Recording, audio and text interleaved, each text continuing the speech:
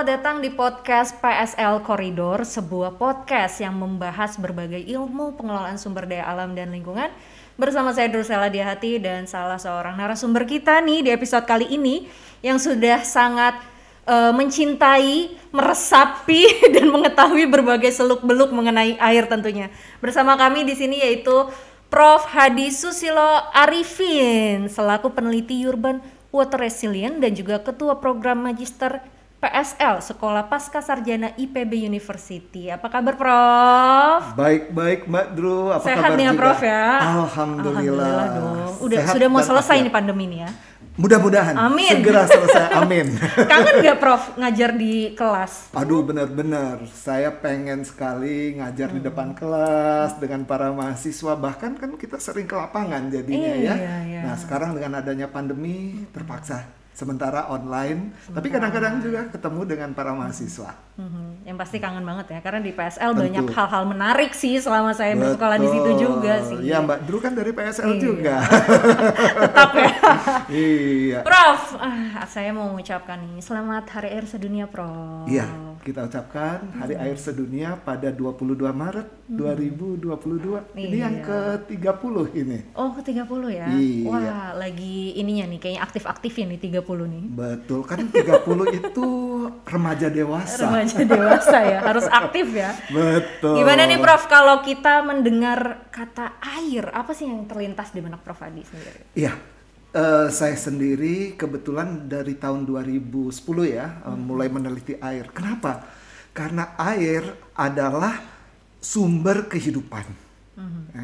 Sumber kehidupan. Orang, makhluk hidup ya, apapun, manusia apalagi, hewan, wildlife, satwa liar, ternak, tumbuhan, tanaman, apalagi di bidang pertanian, air itu merupakan suatu unsur yang sangat penting.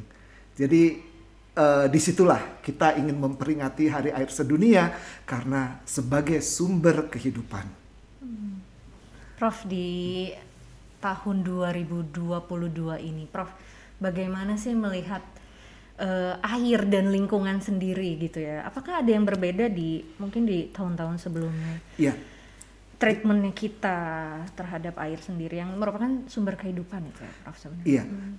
Kebetulan tema The World Water Day, The World Water Day itu kali ini mengangkat bahwa dari sesuatu yang tidak terlihat menjadi terlihat, begitu. Kebetulan groundwater yang diangkat.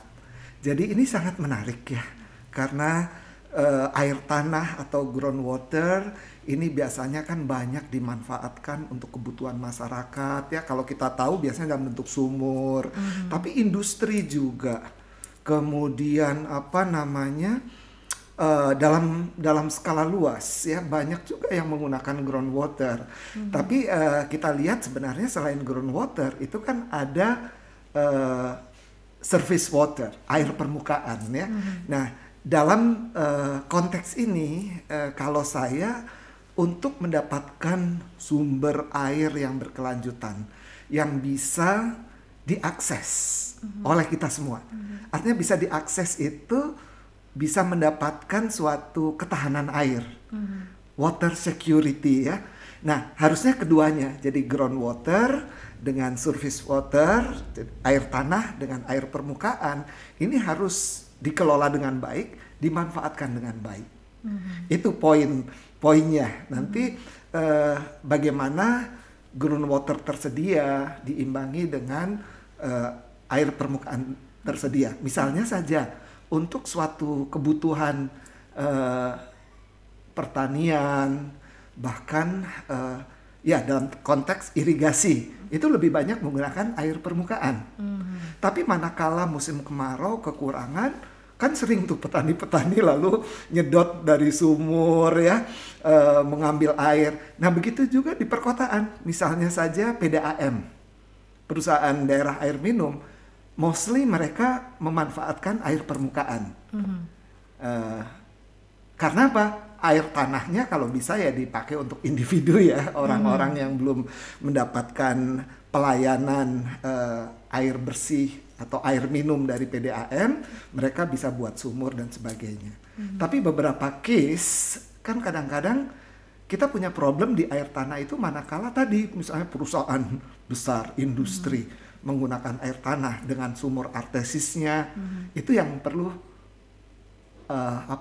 suatu tata kelola dengan baik ya. Apalagi Mbak Drew bisa lihat ya, industri pariwisata. Ya sekarang aja pandemi COVID-19 kayaknya ada sedikit gangguan ya. Tapi sebelumnya kan booming ya. Dengan tumbuhnya hotel-hotel di setiap kota itu kan bisa dibayangkan satu hotel per malam menampung berapa ratus kamar. Kali satu kamarnya dihuni berapa orang. Berapa kebutuhan airnya untuk mandi saja. Nah ini kan bagaimana nih, dan pada umumnya mereka mengeksploitasi sumur dalam, ya.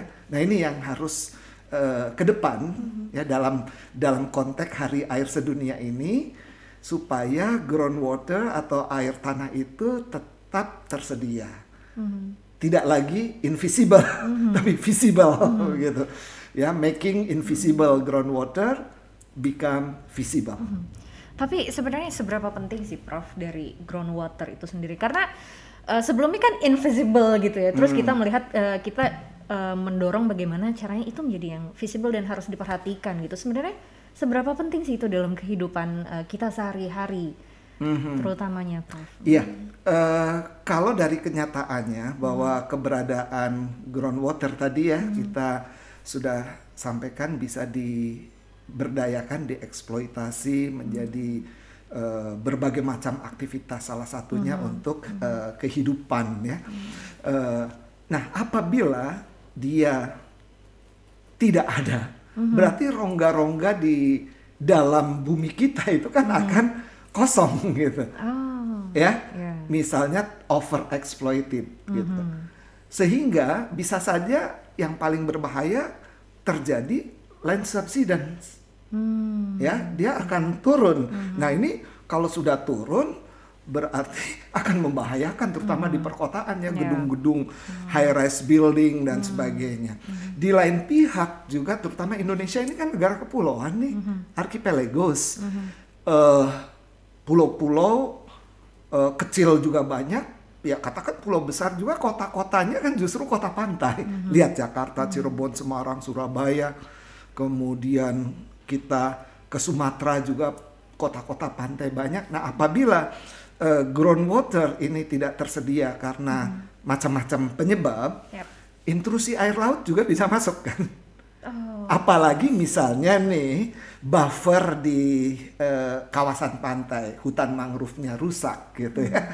Nah ketika intrusi masuk, itu kan berarti airnya jadi payo, tidak lagi tawar gitu, yang akan termanfaatkan oleh komunitas, oleh masyarakat. Belum lagi ketika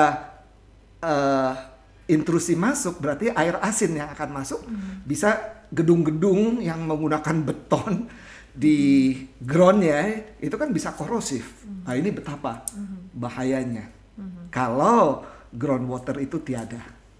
Ternyata sampai sejauh itu ya. Mungkin di Hari Air Sedunia ini kita bisa lebih menyadari seberapa pentingnya groundwater itu ya Prof ya. Nah kalau kita ngomongin mengenai air nih Prof, di tahun 2022 sangat dekat nggak sih Prof dengan krisis air? Iya, jadi kan banyak riset-riset, bahkan terdeteksi ya kota-kota besar di dunia termasuk Jakarta. Pada tahun 2050 itu termasuk Jakarta ini kota yang akan terjadi krisis air. Dalam pengertian mungkin lebih, kalau kita tidak melakukan pencegahan ya, atau dengan berbagai macam mitigasinya atau adaptasi lingkungan, maka akan lebih parah dari kondisi saat ini. Sekarang saja kan sebenarnya dari segi air minum saja ya, kan tidak semua kota itu 100% bisa mengakses dari PDAM. Dan akhirnya apa? Mereka kan membeli tuh eceran yang drigen-drigen. Itu kan jauh lebih mahal Dan saya pikir ini tanggung jawab negara karena air kan kebutuhan yang meliputi kemaslahatan semua umat gitu ya. Tapi kalau kita pakai sumber air dari perusahaan air minum, coba aja dihitung, itu jauh lebih murah daripada rakyat kecil yang lalu membeli air per hari berapa drigen, satu drigen itu berapa liter ya, 20 liter gitu. Bahkan ada yang 5.000, ada yang sekian ribu. Ya, mungkin tiap daerah berbeda ya, tapi jatuhnya kan mahal sekali. Nah, itu saya pikir bagian dari krisis ya. Belum lagi bahaya-bahaya yang lain, misalnya tadi hubungannya dengan wilayah buffer, itu kan juga satu hal yang belum saya sebut. Bisa saja jadi rob gitu ya, karena land subsidence, tanahnya kan turun, sehingga ketika tidal, air laut pasang masuk. Nah itu kan suatu kerugian yang luar biasa kalau tata kelola kita nggak baik terhadap lingkungan. Prof, kalau kita ngobrolin nih mengenai ketahanan air atau water security di masyarakat sendiri, bagaimana Prof melihatnya untuk saat ini? Ya, artinya water security atau ketahanan terhadap air itu kan bagaimana masyarakat mengakses ya ketersediaannya. Bisa saja air banyak, curah hujan kita juga banyak, laut juga banyak. Hujan terus, air banyak nih gitu kan. Tapi bisa diakses nggak? Dalam tanda petik air bersih ya untuk kehidupan sehari-hari, minum, mandi, cuci dan MCK begitu. Itu yang harus ada, bisa diakses. Nah, bagaimana saat ini ya kita kan bisa ngelihat ya, kadang-kadang terutama di Bogor saja yang dikenal sebagai kota hujan begitu kan, airnya banyak sehingga kita lupa itu kita tabung nggak air itu gitu kan, sehingga begini maksud saya, kemarau beberapa waktu saja langsung kekeringan. Nah ini kan kita nggak secure. Kemana airnya Prof? Kemana air? Tapi coba baru hujan beberapa jam lalu tiba-tiba banjir gitu, kelebihan air. Nah amplitudo atau apa namanya dinamika ini kan kalau pengelolaannya bagus kan harusnya stable ya. Jadi kapan saja bisa diakses. Tapi kan kita begitu, musim hujan sedikit langsung banjir di mana-mana, kemarau sedikit kekeringan, artinya hilang. Iya, resiliennya itu hampir tidak ada, bukan tidak ada, lemah gitu. Nah, itu yang saya pikir ke depan kita mesti berpikir untuk mendapatkan water security, orang bisa mengakses gitu. Kita harus tahan terhadap air dalam pengertian ketersediaan bisa diakses ya.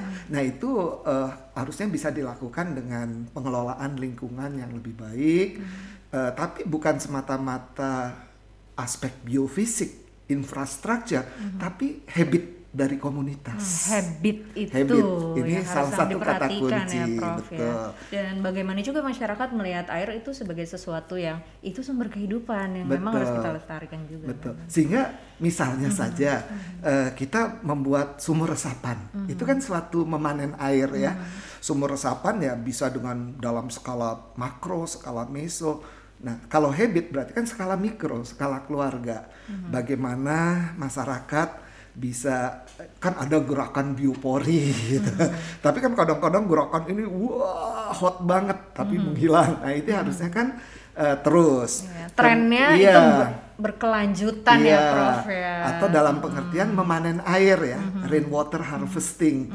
Jadi tadi air hujan banyak. Air juga dipanen ternyata ya. Harus dipanen. Kalau enggak kan dia menggelontor begitu saja, masuk selokan, masuk sungai, ke laut gitu. Nah, bagaimana kita panen ya? Tadi kalau bicara habit lalu dalam skala komunitas, bahkan lebih kecil lagi skala keluarga, ruang-ruang terbuka di pekarangan itu kan bisa untuk memanen gitu ya, menyimpan air dengan sumur resapannya. Kalau saya dari bidang arsitektur landscape itu ada yang kita sebut dengan rain garden. Jadi bagaimana taman-taman itu di bawahnya diberi struktur yang sedemikian rupa sehingga airnya bisa disimpan, bisa ditabung, bisa masuk, tidak tergelontor ke selokan begitu ya. Sebagian besar kita panen. Lalu dia akan menjadi supplier ketika misalnya water table-nya turun pada musim kemarau, sehingga sumur-sumur akan masih berair, kemudian orang masih bisa memanfaatkan dengan pompa dan sebagainya. Ini suatu hal yang saya pikir perlu dipahami. Memanen air bukan semata-mata lalu dari kucuran talang ditampung, dipanen. Ya, itu juga ya? Bagus. Oh iya, itu bagus itu harusnya. Jadi jangan dibiarkan. Itu perlu. Kalau kita kan taunya di daerah transmigrasi yang kekurangan air begitu, tapi di daerah yang kelebihan air dibiarkan. Padahal perlu kan untuk menyiram tanaman. Kenapa harus pakai PDAM? Kenapa kita harus pakai sumur gitu? Sehingga ini boleh dimanfaatkan gitu ya. Karena itu di dalam tata kelola yang berkelanjutan kembali groundwater dan surface water seimbang. Oke, jadi itu ternyata ada tips-tipsnya juga memanen air ya, Prof. Oke, Prof, gimana nih? PSL kan kayaknya menyimpan fokus yang luar biasa nih terhadap air ini sendiri. Apa saja, Prof, riset-riset yang berkaitan dengan air, terutama kan mungkin Prof juga salah seorang peneliti yang khusus mengenai air nih, Prof.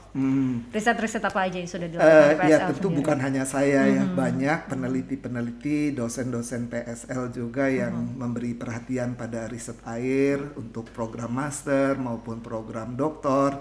Kebetulan beberapa waktu lalu saya ada kerjasama dengan National University of Singapore dan ETH Zurich itu di 2012 sampai 2015. Ada yang kita sebut dengan Future City Laboratories. Itu juga sama keberlanjutan dan kebetulan segmen yang diambil itu daerah aliran Sungai Ciliwung. Nah di situ banyak kita libatkan mahasiswa S3, S2 ya, termasuk S1. Tapi kami tekankan riset-riset ini kan di S2, S3 gitu ya. Lalu dilanjutkan 2015 sampai 2018 itu dengan The Australia Indonesian Center ya, tentang water sensitive city, kota yang sensitif terhadap air. Kurang lebih resilient ya terhadap air. Itu dengan Monash University, lalu di Indonesia juga bekerja sama IPB, kebetulan leader ya waktu itu, dengan Universitas Indonesia, dengan ITS. Nah itu banyak kita libatkan akademi, khususnya mahasiswa S2, S3, entah itu tentang hidrogeologinya, kemudian terutama kalau dengan Australia kita lebih banyak ke surface water, ya jadi bagaimana kualitas kuantitas air ya di ruang-ruang terbuka biru. Ruang terbuka biru ini blue open space, yaitu badan-badan air seperti sungai, danau, situ, kolam dan sebagainya. Tapi yang tidak kalah penting, ini merupakan suatu transdisciplinary science. Sehingga dalam penelitian air itu tidak semata-mata aspek fisik, kualitas, kuantitas, sehingga sifat kimiawi, biologis itu jelas penting. Tapi tadi aspek sosial budaya yang pada akhirnya ke ekonomi kan ya. Jadi banyak sekali mahasiswa terlibat di situ, beragam macam-macam. Jadi ada yang tentang green infrastructure-nya, lalu bagaimana pembuatan infrastruktur lain seperti bendungan, dam, dan bagaimana konsep normalisasi dan naturalisasi sungai. Itu mahasiswa-mahasiswa PSL banyak meneliti soal itu, dan mungkin bisa kita lihat dari repositori IPB ya kalau tertarik. Jadi bagaimana sepak terjang S2, S3 mahasiswa PSL meneliti air bersama dosen-dosen, karena dosen-dosen yang punya project atau punya project penelitian itu wajib melibatkan mahasiswanya untuk bisa bersama-sama meneliti, terutama untuk air ya. Sehingga ada yang membuat suatu konsep urban water friendly ya. Jadi bagaimana kota yang bersahabat dengan air, artinya kecukupan, tidak kekurangan di musim kemarau atau tidak kelebihan sebagai banjir di musim penghujan. Oke, jadi kalau kita ngobrolin air, Prof, nggak hanya fisiknya, tapi ada sosialnya, budayanya. Betul. Nah, kalau kita ngomongin sosial budaya nih, Prof, di Indonesia kan kaya akan budaya, terutama kearifan lokal. Betul. Nih, Prof. Mengenai air, Prof, mungkin ada sedikit yang diceritakan. Iya. Sebenarnya ini yang saya pengen, justru penelitian saya itu lebih ke aspek budaya ya, karena kita punya kearifan lokal, kita punya pengetahuan tradisional. Masyarakat kita kan etniknya banyak nih, tiap suku bangsa berbeda. Misalnya ambil contoh di Bali itu kan siapa sih yang nggak kenal subak? Subak ini kan suatu organisasi di dalam manajemen air secara berkelanjutan. Ya, kemudian mereka tentu di Bali itu punya pembagian karena mereka punya filosofi Trihita Karana. Everything should be divided become three. Parahyangan, Pawongan, Palemahan. Parahyangan itu hulu ya, kepala. Lalu Pawongan itu badan, daerah tengah. Palemahan itu hilir, daerah kaki. Itu diterjemahkan dalam makrokosmos sampai ke mikrokosmos. Jadi Pulau Bali dibagi 3 dengan Parahyangan, Pawongan, Palemahan, sampai ke Banjar, sampai ke pekarangan, sampai ke rumah, sampai ke badan manusia gitu. Nah, kita kaitan dengan air, subak itu ada dikenal misalnya subak Parahyangan. Subak Parahyangan itu titik spring water, the head water yang ada di hulu. Lalu biasanya di sana ada pura Parahyangannya. Artinya apa? Daerah itu benar-benar diproteksi, dilindungi, tidak boleh diganggu-gugat untuk keberlanjutan air ke tengah sampai ke hilir. Lalu nanti kan tadi Parahyangan berarti hubungan manusia dengan Tuhannya gitu. Nah, dengan menerjemahkan subak Parahyangan, bagaimana si sumber air itu sangat dekat dengan penciptanya dan itu dilindungi, dihormati, lalu masuk ke Pawongan. Nah, Pawongan itu hubungan manusia dengan manusia di mana subak berorganisasi, gitu ya. Diterjemahkan lagi, lalu ke Palemahan di mana manusia dengan lingkungan. Jadi air itu sudah terdistribusi ke sawah-sawah dan sebagainya, dan dia akan berkelanjutan. Dan masyarakatnya memahami. Tapi juga bukan hanya di Bali, di Jawa itu kan juga ada istilah ulu-ulu ya. Itu kan ke governance nih, bagaimana pengelola air. Ada misalnya Jogo Tirto. Nah, Jogo artinya kan sebagai watch, sebagai pengawas air gitu. Di Jawa Barat juga ada misalnya Mitra Cai. Nah, ini suatu organisasi hubungan bagaimana organisasi itu sesama rekan mengelola air. Ini banyak sekali dan saya sih mikirnya ini yang harus kita pelajari. Lalu secara induktif apa yang terjadi di masyarakat kita tarik gitu, lalu menjadi berteori gitu kan. Jadi kita mengambil water resources management atau sustainable water resources management, mari kita gali dari etnik-etnik yang ada, sehingga ada, kalau ini sih saya adopt dari Jepang ya. Saya meneliti tentang tirta budaya situ dalam bahasa Indonesianya. Tirta itu air, budaya culture, situ itu adalah ekosistemnya. Jadi bagaimana penelitian harus dilakukan budaya manusia itu terhadap air.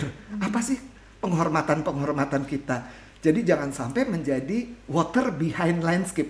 Harusnya waterfront landscape, waterfront city di hadapan kita. Sehingga semua water bodies, badan air itu teramankan gitu. Dengan apa? Dengan budaya. Lewat mana? Lewat festival kah, lewat perayaan-perayaan kah, lewat upacara-upacara, orang menghargai air. Nah, disitulah budaya penting.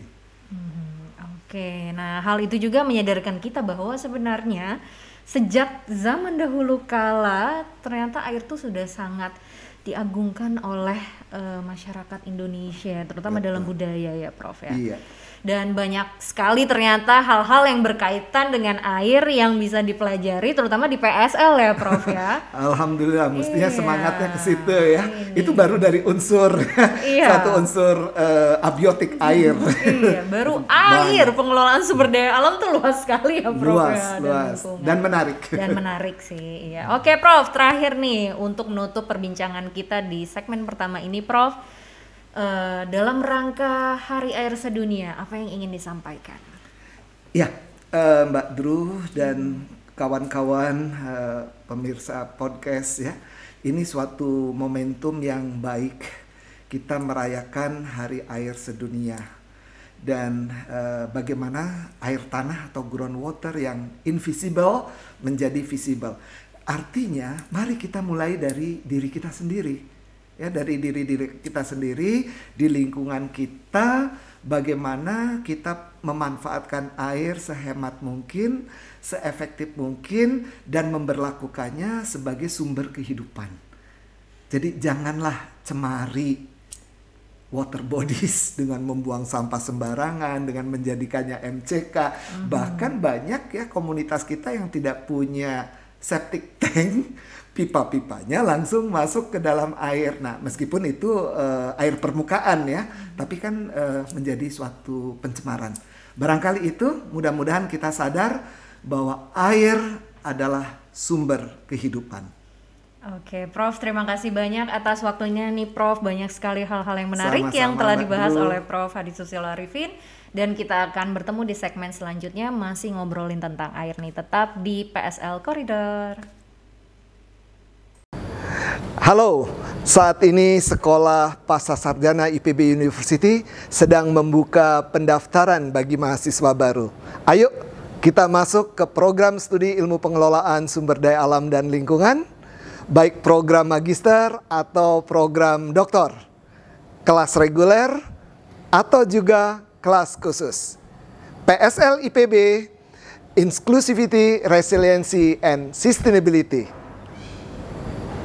Kembali lagi di PSL Koridor nih. Masih bersama saya Drusela Dihati dan narasumber kita di segmen 2 kali ini yang sangat-sangat mengerti mengenai hidrogeologi nih, Bapak Dr. Liantono, Pak. Apa kabar, Pak? Semangat dong, Pak. Halo. Sehat, Pak. Sehat, Pak. Selamat siang. Iya. Alhamdulillah sehat. Gimana Mbak Dru? Sehat lah, Pak. Ini kita menyambut Hari Air Sedunia nih, Pak. Nih, bagaimana kabarnya air nih, Pak? Wah, kabar air tetap melimpah di Indonesia. Meskipun pada musim kemarau sulit ditemui. Iya, kenapa ya, Pak? Seperti itu ya, Pak ya? Ya, karena memang iklim kita lah ya di Indonesia memang secara umum ada musim hujan dan musim kemarau gitu ya. Pada saat musim kemarau ya memang air sangat sedikit jumlahnya karena memang siklusnya dia tidak jatuh di kita gitu ya, siklus hujannya gitu. Oke, Pak Tono nih, di sini kan tertera dari Departemen Teknik Mesin dan Biosistem IPB University. Kok jadi ke hidrogeologi, Pak? Ya, sebenarnya Ceritanya gimana, Pak? Departemen Teknik Mesin dan Biosistem itu awalnya adalah Departemen Teknik Pertanian. Nah, sekarang juga berubah menjadi Departemen Teknik Pertanian dan Biosistem. Nah, di Teknik Pertanian itu salah satunya memang bidangnya adalah manajemen sumber daya air, terutama untuk pertanian ya untuk irigasi dan kegiatan perikanan dan lain sebagainya.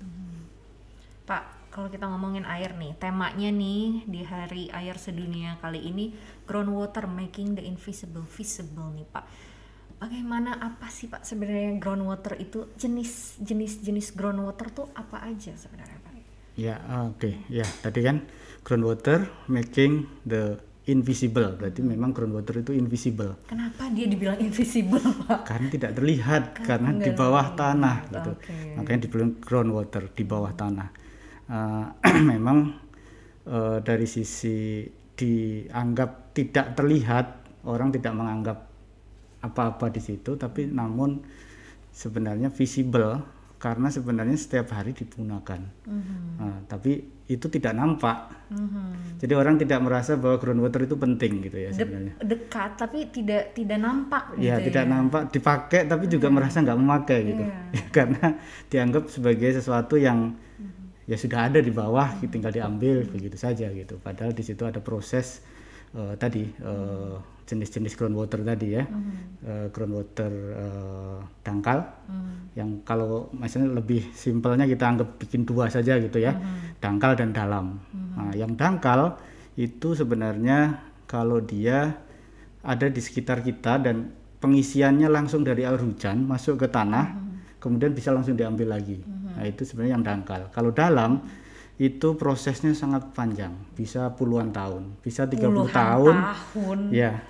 Jadi kalau pengisiannya sendiri biasanya dia ada di daerah hulu yang biasanya itu adalah daerah vulkanik, gunung-gunung, dia mengisi di situ, mengalir terus ke bawah, makanya dia tertekan, biasanya disebut sebagai artesis ya, yang menjadi mata air kalau kita bor sampai di lokasi air tanah yang di dalam itu.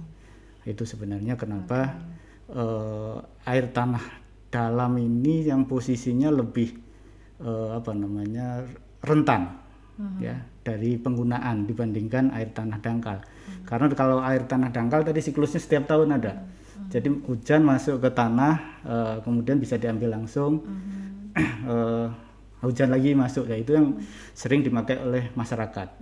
Yang masyarakat pakai itu kan sebenarnya yang dangkal, yang sebenarnya kalau ada hujan ya terisi lagi. Makanya masyarakat biasanya kalau air musim kemaraunya sumurnya kering, musim hujan penuh. Malah kadang kalau kita bicara saat ini aktivitas pengambilan air tanah itu sudah sangat masif ya, mungkin lebih overeksploitasi sebenarnya saat ini. Overeksploitasi. Ya. Oke, Pak. Jadi tadi ada air dangkal, dangkal, ada yang datangnya dari hulu dan itu prosesnya mungkin bisa ribuan tahun atau puluhan tahun ya. Oke, puluhan tahun. Tapi kalau air mata itu jenis groundwater apa ya, Pak? Wah, kan dari dalam juga. Bukan ya? Itu dalam, sangat dalam dari itu. dalam hati kayaknya gitu ya. Sangat dalam prosesnya. Bukan ternyata mata air, bukan air mata ya, Pak Tono. Oke, Pak, sekarang gimana sih Pak Tono melihat penggunaan groundwater sendiri di masyarakat ini sendiri? Kan tadi dikatakan overeksploitasi loh ternyata. Ya, jadi penggunaan groundwater ini yang paling umum itu digunakan untuk keperluan domestik, ya, keperluan domestik atau keperluan rumah tangga. Bisa dikatakan mungkin kalau dari persentase mendekati 80-90% sebenarnya masyarakat kita di Indonesia ini menggunakan groundwater, gitu ya. Karena pertama dia tersedia terus ya di tanah, kemudian murah cara mengambilnya, kemudian yang ketiga itu ya yang ada itu, nggak ada yang lainnya. Itu yang memang ada yang lain ya Pak, maksudnya kalau untuk sumbernya sendiri? Ya, sumber yang lainnya kan sebenarnya yang tadi air permukaan ataupun air hujan atau mata air gitu ya. Kalau air hujan kan berarti ada proses harus menampung, kan gitu ya. Kalau air permukaan harus proses menjernihkan dulu, gitu ya. Kalau mata air harus ada proses menyalurkan dulu sampai ke rumah, kan gitu ya. Nah itu kan membutuhkan waktu dan biaya yang cukup gitu, cukup besar ya. Nah itu kenapa masyarakat lebih menggunakan groundwater. Nah, selain untuk kebutuhan domestik tadi seperti disampaikan Prof Hadi, itu kan untuk industri ya. Industri memang sebagian besar industri pasti menggunakan itu ya, groundwater, karena kalau menggunakan air permukaan maka dia harus mengolah dulu, kecuali itu bisa disuplai oleh PDAM gitu ya. Nah, dalam konteks penggunaan oleh industri itu memang jumlahnya besar, dalam satu titik pengambilan itu cukup besar, sehingga itu biasanya diatur gitu. Nah, dan yang diambil biasanya air tanah dalam, yang dalam tadi, karena kalau air tanah dalam itu biasanya kalau kita bisa menemukan lokasi akuifernya, jadi keturun ke bawah sampai ketemu formasi batuan yang memang tempatnya air mudah mengalir, kan gitu. Karena kalau airnya di dangkal tadi, sebenarnya secara umum dangkal itu batuannya bukan batuan yang mudah mengalirkan air gitu ya, sehingga kalau industri pasti mengambil yang di bawah gitu, karena yang mudah mengalirkan air. Nah, dalam konteks yang ketiga itu untuk penggunaan pertanian. Nah itu memang cukup menarik di daerah-daerah yang kering ya. Daerah-daerah yang kering itu banyak menggunakan groundwater, karena groundwater itu seperti konsep reservoir alamiah. Reservoir, jadi dia sebenarnya tempat menyimpan air gitu, langsung di tanah. Nah yang reservoir buatan kan sebenarnya waduk atau bendungan ya. Nah, itu kan biayanya sangat besar. Tapi kalau langsung diresapkan ke dalam air, tertampung di dalam tanah, kemudian pada saat dibutuhkan dia diambil. Nah, itu banyak kita jumpai kalau di di Jawa ini paling banyak ya, mulai dari Majalengka terus ke timur ya, Jawa Tengah, Solo, Jawa Timur, itu penggunaan groundwater untuk irigasi itu cukup besar. Yang bisa dikatakan pada saat musim kemarau itu mereka bisa mengambil groundwaternya mungkin untuk kebutuhan irigasi itu 70%-nya dari groundwater gitu. Nah, tapi kebanyakan di situ memang ada yang menggunakan groundwater air tanah dalam. Selain ada yang air tanah dangkal. Nah, yang air tanah dalam ini sebenarnya menjadi masalah. Jadi kalau kita lihat yang menjadi masalah karena tadi 20 30 tahun baru nyampe lagi air yang terisi tadi. Kalau yang dangkal sekarang kita sedot habis, ada hujan bisa terisi lagi gitu ya, cepat. Tapi kalau dalam itu sangat riskan sekali dan tadi sehingga land subsidence bisa lebih cepat terjadi kalau sampai kondisi di bawah tadi. Kalau kita sedot habis, airnya terlambat nggak terisi, kan berarti berongga yang itu akan termampatkan oleh beban di atasnya. Nah, seperti di Jawa Timur ya, di Nganjuk itu penurunan muka air tanah dalam itu bisa terjadi lebih dari 10 meter saat ini. Padahal kurang lebih 20 tahun waktu saya S1, penelitian saya itu dia sudah mengalami penurunan 2-3 meter. Ya, sekarang udah 10 meter lebih dan banyak artesis yang ada di sana sekarang udah pada mati semua karena tadi suplainya nunggu yang dari atasnya nggak datang kan gitu ya, sementara yang diambil bisa juga sangat dari atas tuh nggak datang ya. Ya tadi 30 tahun nggak nyampe 30 tahun. Nah, aku dengan ada perbincangan ini aku lebih menyadari sih bahwa groundwater itu ternyata luar biasa ya, perjalanannya bisa sampai puluhan tahun gitu kan ya. Oke, Prof. Bagaimana sih kalau melihat penggunaan groundwater di Indonesia atau pengelolaannya dengan di luar Indonesia deh? Kalau Prof sendiri melihat, apakah ada yang lebih baik? Ya, saat ini kalau sebagian negara maju itu menggunakan air permukaan ya, yang paling banyak digunakan untuk kebutuhan domestik atau rumah tangga. Tapi kalau di kita sebaliknya, kebutuhan domestik atau rumah tangga itu hampir semuanya bertumbuh pada groundwater. Oke, ibu-ibu di rumah ingat itu 30 tahun lagi baru ada lagi isi airnya. Tapi sebagian besar sebenarnya kan tadi yang saya sampaikan bahwa yang shallow atau yang dangkal tadi cepat kembali. Permasalahannya adalah bahwa yang dangkal itu kan pada saat cepat kembali itu kalau ada permukaan yang mengisi. Kalau semua dibangun, nah, jadi permukaan tadi hujan jatuh, dia masuk kemana, lewat mana kan gitu. Jadi kan lewat semen, lewat beton gitu ya. Semakin kan luas, berarti semakin banyak yang terisi kan gitu. Gitu. Jadi konsepnya malah sekarang masalahnya banyak lahan terbangun, banyak pembangunan yang sifatnya menutup permukaan tanah. Dan itu ternyata berdampak. Dampaknya adalah air yang digunakan oleh mereka sendiri. Jadi mereka menutup sendiri, kemudian mengeluhkan bahwa airnya berkurang, tidak sadar bahwa itu adalah akibat dari yang dilakukan mereka sendiri. Makanya dibilang tadi invisible, gitu. Dianggap sesuatu yang karena nggak tahu proses nampak itu. Tapi sebenarnya itu sangat dekat gitu ya dengan keseharian kita. Oke, Pak Tono nih, mengenai groundwater nih, bagaimana Pak Tono melihat keberlanjutannya deh untuk groundwater sendiri dan apa aja yang masyarakat harus mengalihkan fokus nih pada keberlanjutan groundwater itu sendiri? Ya, sebenarnya groundwater itu kan tadi yang seperti saya bilang, dia posisinya adalah reservoir. Reservoir itu fungsinya sebenarnya cadangan. Jadi mungkin kita harus berpikir atau beralih bahwa sebisa mungkin bahwa kita memanfaatkan cadangan itu pada saat sangat dibutuhkan.